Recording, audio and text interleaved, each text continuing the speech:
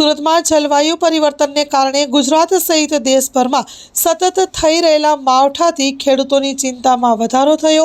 દક્ષિણ ગુજરાતમાં ભારે નુકસાન। ગઈકાલે દક્ષિણ ગુજરાતમાં આવેલા વાવાઝોડા અને ભારે પવન સાથેના વરસાદે બાગાયતી પાકને મોટું નુકસાન કર્યું છે। Story report by Bhavesh Trivedi, Surat.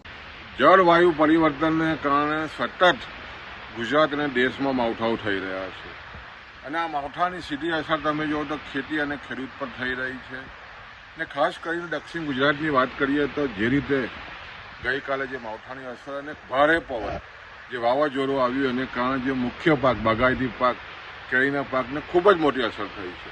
ખાસ કરીને મળવા જે છે તે ખૂબ જ મોટા પ્રમાણમાં ખરી ગયા છે અને ખેડૂતોને ભારે નુકસાન થયું છે।